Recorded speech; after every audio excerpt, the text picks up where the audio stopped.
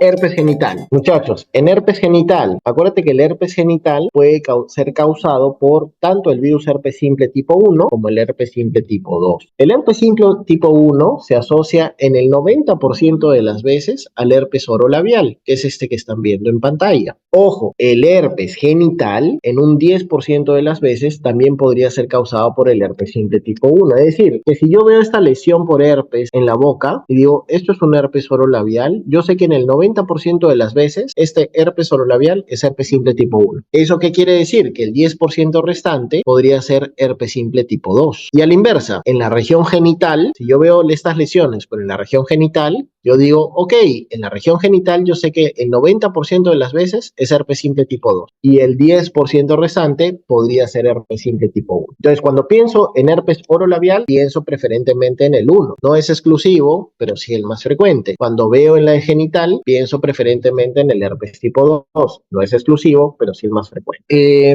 Clínicamente, yo no puedo saber si es herpes simple tipo 1 o 2. No lo puedo saber. Solo sí puedo saber de que es un herpes simple, ¿ok? Y acuérdate que las lesiones por virus herpes, como terminan siendo lesiones que ulceran, favorecen la transmisión de otras ITS, entre ellas la infección por VIH. Acuérdate que la presentación clínica del herpes genital no la puedo diferenciar, ya te dije, entre el 1 y el 2, y que el periodo de incubación va de 4 a 7 días. Si yo no le doy ningún tratamiento al paciente, la clínica duraría de 2 a 3 semanas y terminaría autolimitándose, ¿ok? Las lesiones, o acuérdate de dos cosas, mira, antes de seguir avanzando. El herpes o las infecciones herpéticas las divides en dos. Aquellas que es la primoinfección, o sea, la infección aguda, que acuérdate que la acabamos de ver que podría presentarse como un síndrome mononucleósico y que cuando es por herpes simple tipo 1 se asocia mucho a gingivoestomatitis. Y la otra esfera del herpes genital es la recurrencia. Entonces tú tienes que separar el espectro clínico en esto es una primoinfección por herpes o es una recurrencia por herpes. ¿Por qué? Porque hay diferencias. Te voy a decir cuáles son. En la primoinfección, la gran mayoría de los pacientes, o mejor dicho, un buen grupo de pacientes, el 50% para ser exacto, tiene, aparte de las lesiones genitales, lesiones o síntomas sistémicos. Quiere decir que la primoinfección por herpes genital, estoy hablando genital, el 50% de los pacientes, a pesar de tener lesiones genitales, tiene síntomas sistémicos, tipo fiebre, cefalea, malestar general, adenomegalias inguinales, etc. ¿Y cuáles son las lesiones dérmicas o las lesiones genitales que podrías observar? Primero, en la primoinfección las lesiones son múltiples. El paciente tiene múltiples lesiones en los genitales y usualmente son bilaterales, es muy aparatoso, muy florido.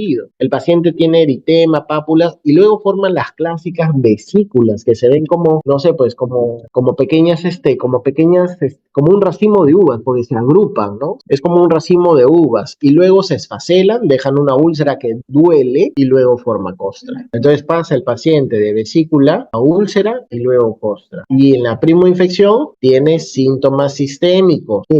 Mira estas lesiones, quiero que veas. Mira esta región vulvar. ¿Qué veo? Lesiones ulcerativas. ¿Son una sola? No, son múltiples y son bilaterales. Y esto es muy doloroso para la persona que lo padece. Esto es una primoinfección, evidentemente. Es demasiado aparatoso, demasiado florido. Mira esta de acá. Es una úlcera de bordes irregulares, de lecho limpio. No veo que haya pus, necrosis, pero es una úlcera de bordes irregulares. Es múltiple. Veo que hay más úlceras en distintas partes de la región genital y son dolorosas, ¿no? El paciente te describe dolor. Mira acá, por ejemplo, estas son lesiones de tipo pustulares, pero también podrían ser vesículas, o sea, con contenido netamente líquido, que se agrupan, ¿no? Son vesículas que se agrupan a manera de un racimo de uvas y luego se esfacelan y dejan el lecho ulceroso. Este lecho ulceroso tiene bordes irregulares, un lecho limpio y aparece en varias partes cuando es una infección aguda. Acuérdate que aparece en la zona de contacto, ¿sí? Donde ha habido el contacto, ahí hay una zona donde podría aparecer. Entonces,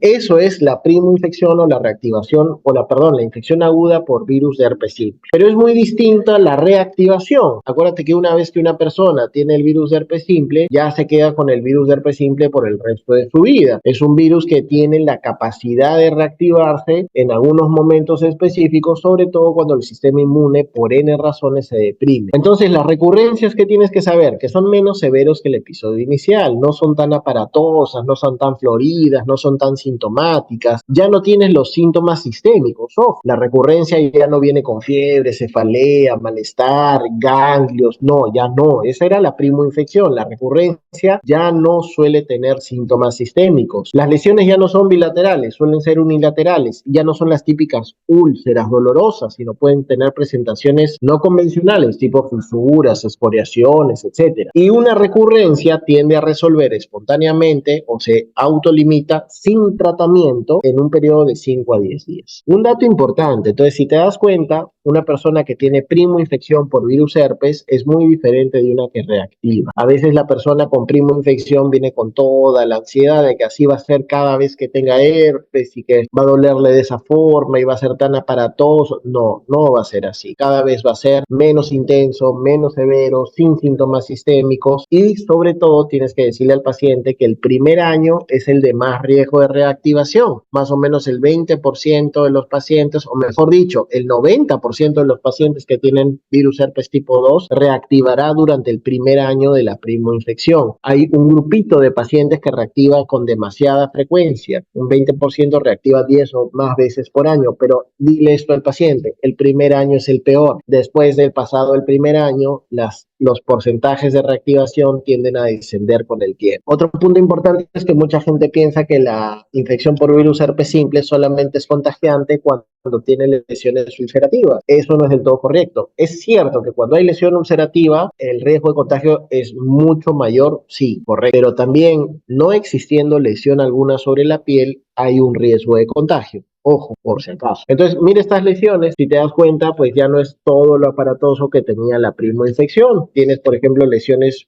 acá vesicular muy puntual, ¿no es cierto? Ya no es bilateral, sino es muy localizado, acá de igual manera, ¿no? Lesiones muy localizadas, ya no son tan típicas, ¿ok?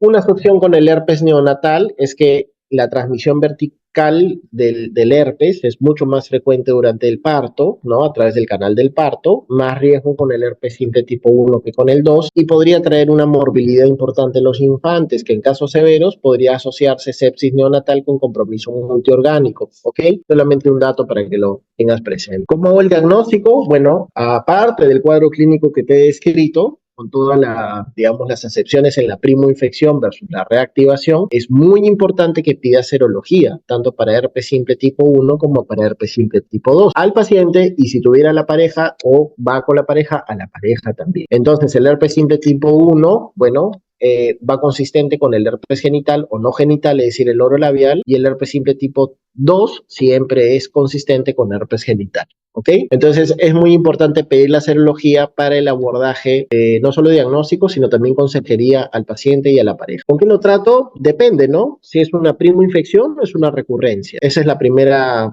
pregunta que tendría que hacer.